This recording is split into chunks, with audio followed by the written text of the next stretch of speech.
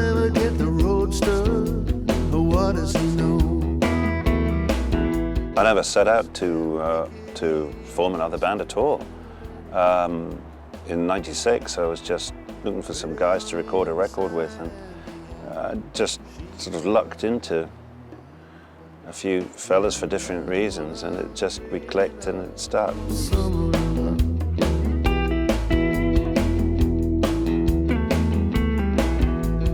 Daddy says I'll never get the roadster, what does he know?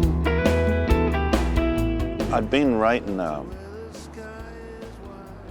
not really in a conscious way.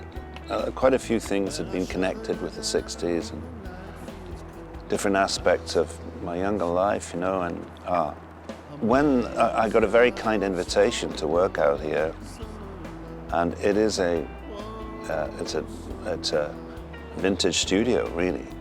It just seemed right in terms of some of the stuff that I'd been writing about. Mark obviously had a real different tact in mind in coming out here.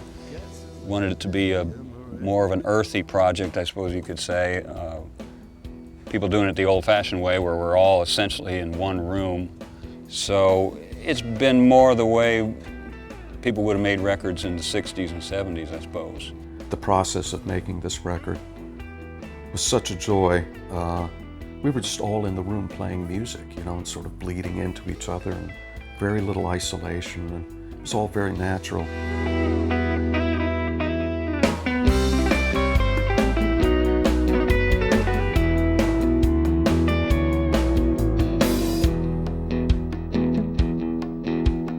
Musically, we just seem to read each other so well, and that's obviously that's a lot to do with experience. And we've all played with lots of different people in lots of different styles and genres. But in this situation, we all get really excited about playing because we do understand each other. We know a lot about making records, and there's a real refined skill to it. But what we're doing in here this time around is like throwing all that stuff out, and let's go, all right, let's get inside the song and let's just dig each other in the room, and then just see where that leads us. And what has happened is what we're sort of launching into here, and it's really exciting. It's great to record here. It's great to record on the West Coast. We've recorded in London and we've recorded in Nashville, and I think a little of the vibe of wherever we record rubs off on the tracks. You know, looking out the window and seeing new scenery just it brings a new bent to everything too.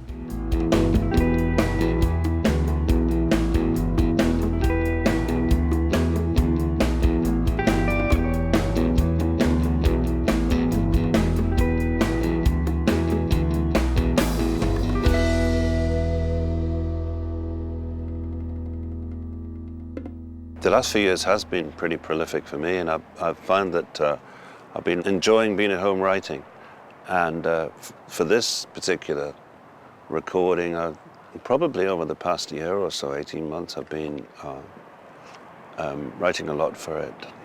It hasn't been interrupted by a lot of road stuff, so I've had the chance to write a bit. And I got injured in a motorcycle accident, so I couldn't goof off, and I could just stay at home and get some writing done, which has been great. He's much more productive now than he ever was. He seems to be writing more. He also seems to be writing better and better. I've always thought that he's got better as he's got older. I suppose we all do in a lot of ways, but his writing it's always been phenomenal as far as I'm concerned. And recently, he just seems to churn out great song after great song. I do write on guitar now, yeah, pretty much all the time, and I can't really play anything else. So.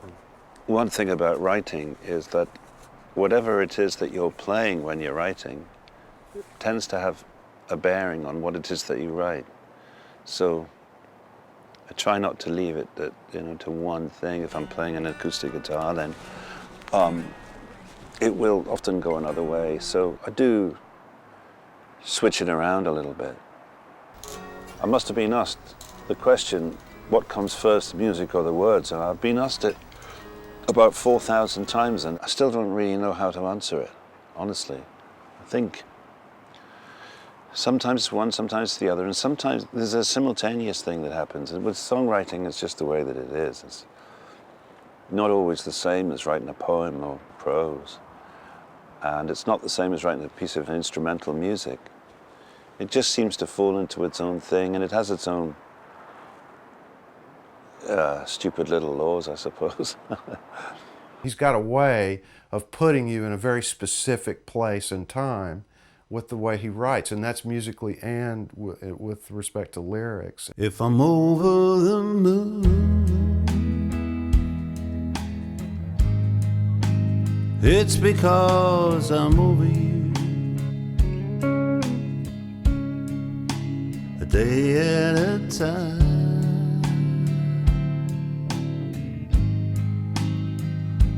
I'm tickety-boo.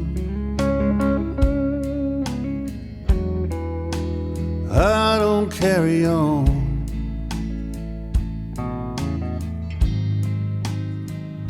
the way I used to.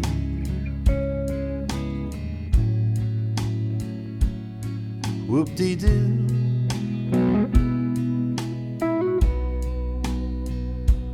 Whoop-dee-doo. I think denial is an interesting area of human existence, and whoop-dee-doo kind of is going into that. You know, I mean, to a certain extent, I think a lot of good acting is about playing that denial, you know, and whoop-dee-doo is, to me, it's a song about the protagonist in denial. That's how I see it. And the tears don't come.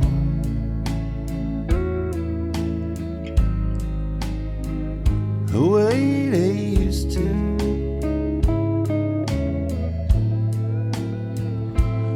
Whoop-dee-doo.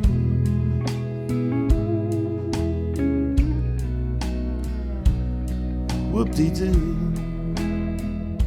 We don't really have to spend an awful lot of time playing, even so much as playing around stuff, as just thinking about what we're going to do and how we're going to do it for a little while, and then just zenning and bang, going in and playing. We're all essentially in the same room, and we're feeding off of each other. What one guy plays, the other guy hears and responds to, and it's a very conversational form of music as a result, which I think is the most valid kind of music there is. To me, that's much, much more interesting than what anybody has created, no matter how clever they are. When they create it one instrument at a time, you know, it just doesn't hold my attention like I say, conversational music, dialogue between players. And that's what this record is really about. I know a lot of people don't really record this way. One of the great things of having this band is that you can be in the business of getting your song together pretty quickly, and everybody can play together. And I like to work without a safety net as much as possible. And I've never been worried about that, really. So in terms of this band, you really can do that.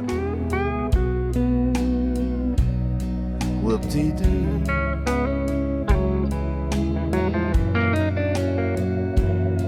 I think it's important to try and save what's the best of all the technologies in terms of recording. I'm interested in the recording process, and some of the best aspects of traditional recording need to be preserved, and what I try and do is use the best of new technology and old technology and try and get them to marry up. Thankfully, none of it has to be too much of my problem because I have Chuck, you know. I got this phone call from Mark's manager. It said, Dire Straits would like you to come over and work on their new record in England. And I thought for sure it was just a bogus phone call. And I said, look, I'm really busy right now. You're gonna have to call me back tomorrow. And I hung up the phone. I got home and my wife goes, did Dire Straits call you to work on their record? I go, oh shit. So anyhow, fortunately they called back, and we carried on with that record. And while we were doing the On Every Street album, Mark and I would go down to the pub or whatnot. You know, we just have casual conversations about how I might make a record, and it was kind of different than he'd been working with doing the Dire Straits records, which were more sort of high tech and And we started talking about a more earthy kind of way of making records, more personal, heartwarming kind of records. And you know, when it came around time to do his solo records, he called me up and asked if I'd get involved with him, and we've just been doing stuff ever since. Well, they can all look down on Sucker Road, but they all forget the tallest trees from acorns grow, though they ain't yet. I never look down on a sucker stake. They all pay the bills. They never gave a sucker an even break. I was very lucky to be working with great engineers from point one, and that was just something that I lucked into and kept on lucking into, and all those engineers taught me a lot. Without even realizing it, I was picking up one or two little things, but just really by turning up and being there.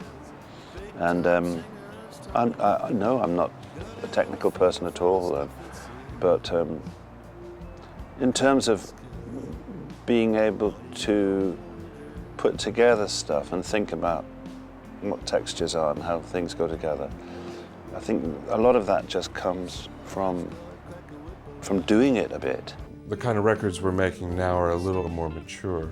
Somebody of his talent needs to keep discovering himself and forging new territory. And I think if you listen to his whole compilation of works, you'll have noticed quite a progression along the way, and it just carries on, you know. I mean, this album that we're currently working on right now, I think has really reached deep to the roots of sort of the kind of music that he grew up loving, and with very little embellishment. I mean, we're not feeling it necessary to pile on you know, loads of acoustic guitars or just orchestras or, you know, lots of background vocals. It's going to be real rootsy. Around the time of Clam Bake, movie number 25.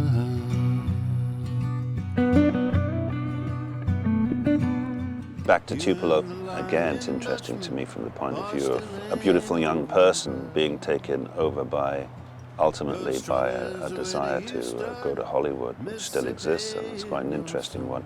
And the Colonel is always there as well, you know, and these bad movies that created what they did. And again, it's an interesting time. You can make parallels now with people who feel that they're impelled to move outside of the music and to go for the Hollywood thing. The songs alone are not enough, that much is understood. You'll soon be back in Memphis, and maybe then you know what to do. When I started to learn to play, I was on my own, and then as time went on, you know, I picked up. First of all, there would be a little duet or something, and then you start experimenting with your first little stripped-down bands, and then, you know, you can expand lineups and things. And so what you become is this half-baked arranger of sorts. I wouldn't really know what to call it. A jack of a few trades, master of none, I suppose. It really surprised me what a gracious man he is.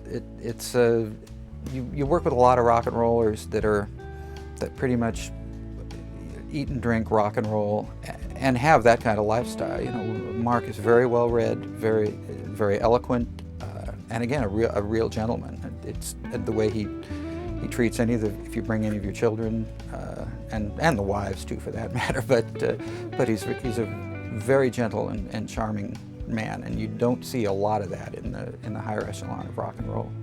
He's part Nashvilleian, you know, in his heart, and somewhere in there. There's some Southern boy, you know, in him, no doubt, no doubt.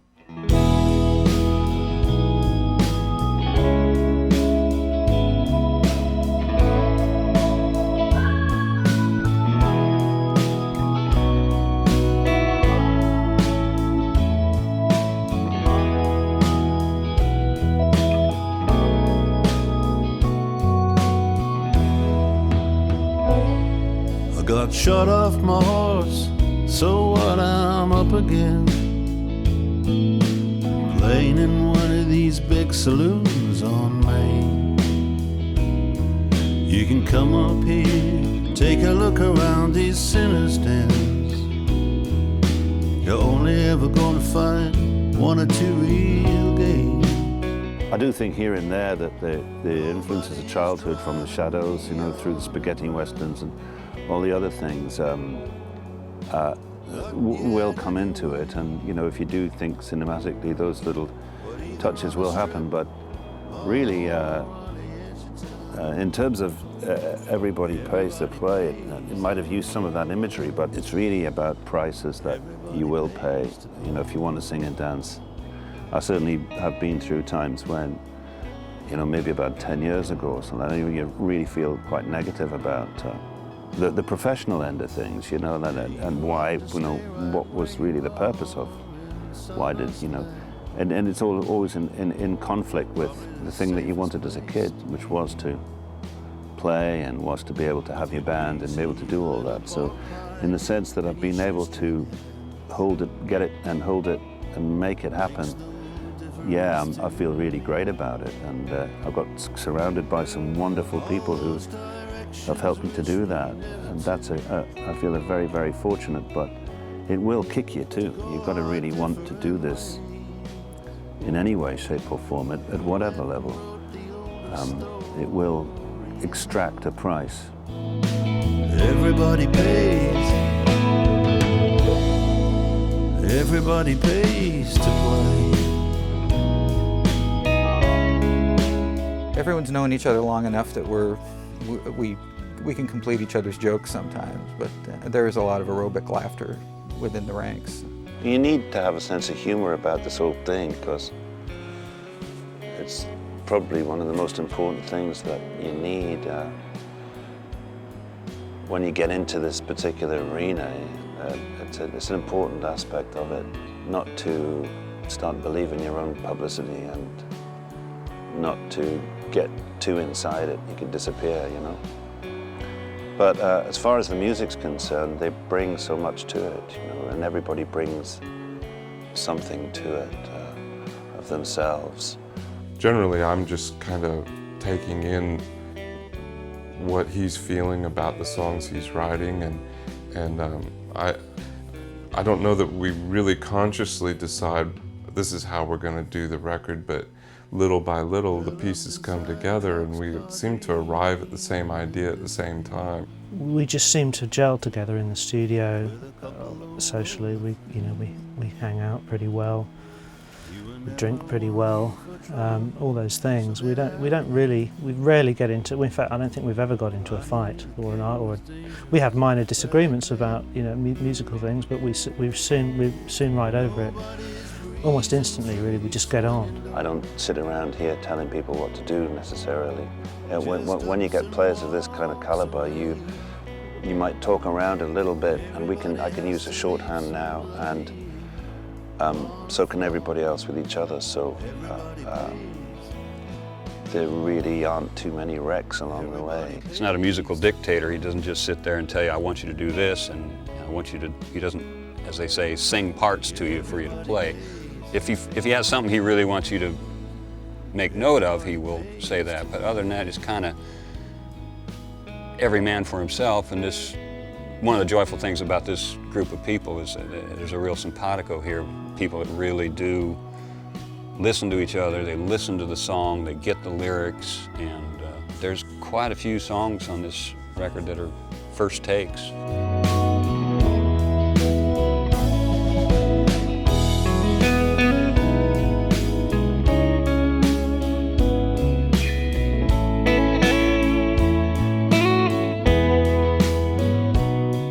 As we've progressed, you know, since the split of Dire Straits, and when Mark decided to go solo and put this little band together, pretty much instantly it felt a little bit more homely, because he wanted it to be like that. And as we've gone on, exactly that has happened. It has felt more like a band. It's not just being musically fantastically adept or anything particular, although people like Jim can play anything from Art Tatum onto to the Delta, you know, anything. It's song sensibility as opposed to necessarily to anything else, and a sensitivity to the kind of song that you're bringing. And that's very much a part of it. So it's not a question of showing off musically at all. It's not to do with that. It's to do with the song coming first and trying to do the right thing by the song. There's a song on there called Postcards from Paraguay, which lyrically is very interesting, but sonically, musically, it's got a very south of the border kind of, you know, south of the equator kind of thing. And it's you know, where did that come from, you know? I mean, I know they toured, the last tour they did a sort of South American tour, and maybe that's what it, you know, where he picked it up. Who knows? I mean, it's just amazing the influences in his sort of bag of songs. From Paraguay, from Paraguay. Musically, on the record, I've tried to keep the vocabulary down, or rather the actual amount of weaponry that is brought to bear on it, you know, down to reasonably. There will be a few different guitar sounds, but it's the same drum kit, it's the same bass. Trash collection. Got its cojones on my desk in there. Made into a souvenir. Set of cufflinks.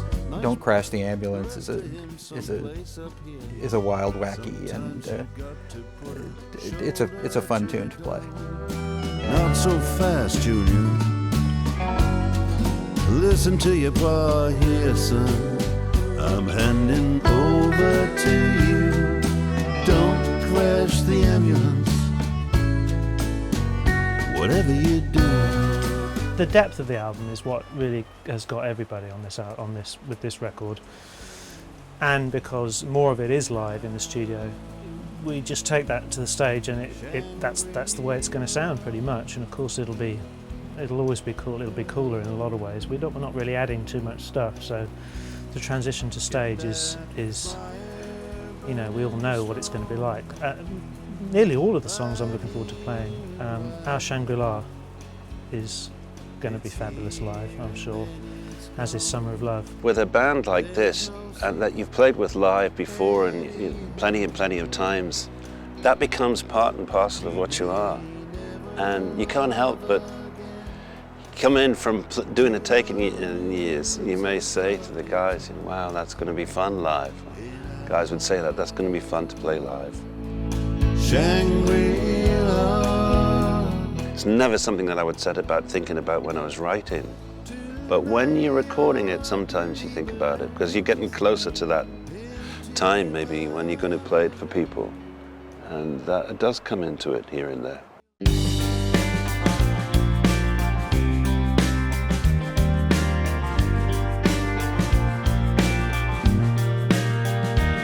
Boom Like That is, this is the story of Ray Kroc, who founded McDonald's. He didn't found it, but actually the McDonald brothers were actually, Ray Kroc went and he met them, and he's the one who sort of multiplied them everywhere. Took it, multiplied it, or the idea, and then later on he bought them out. There are these figures, and I found on this record that there are teen figures, and a lot of it is about a time in the 60s when there was quite a lot of innocence about. There are figures in the background like Colonel Parker and Kroc, and I have a couple of songs about people who saw themselves as visionaries. Kroc style, boom like that. Folks line up all down the street. Now I'm seeing this girl divide her and me down. And then I get it wham, as clear as day. My pulse begins to hammer and I hear a voice say, these boys have got this down. Ought to be one of these in every town. This is definitely, I would say, a more organic session. And I think Mark has been headed here for a while. I mean, each of his records have obviously involved a bit more of the acoustic instruments in places. Maybe he's moved away from just the, you know, what he used to do with the Straits. And recording here has definitely facilitated that even more, just by nature of the sound of the room. It's a very musical room itself, and I would say this is a much more organic record, maybe more leaning towards the folk artist that I think Mark maybe really is. I don't think that I'm particularly surprised anymore because I know his brilliance. It's just, I know that he's going to come with great songs. Don't even think about it anymore. And I know all the musicians are going to react and play great things. So it's really on this album, it's just been a matter of making sure that you've got it ready to capture as far as a recording goes, because it's like probably half the album is first takes. It'd just fall right out the first time they play it, and then we'd take 2 or 3 more takes possibly, and just go, no, we had it first take, let's go back to that. The fact that he has been so prolific,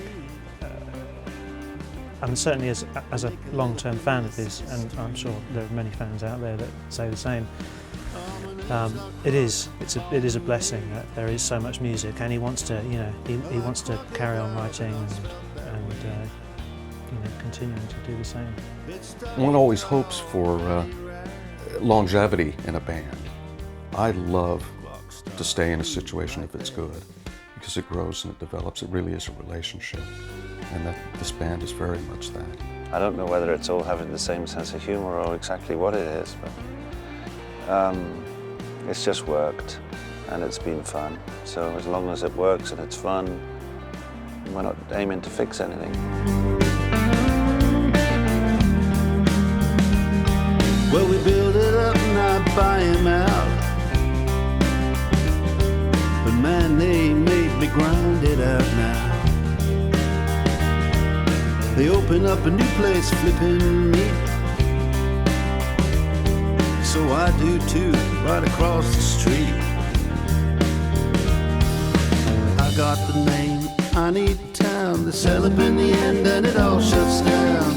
Sometimes you gotta be an SOB. You wanna make a dream reality. I'm always really happy when people can find a way to use the music, you know, when somebody comes and tells you how they've used the music.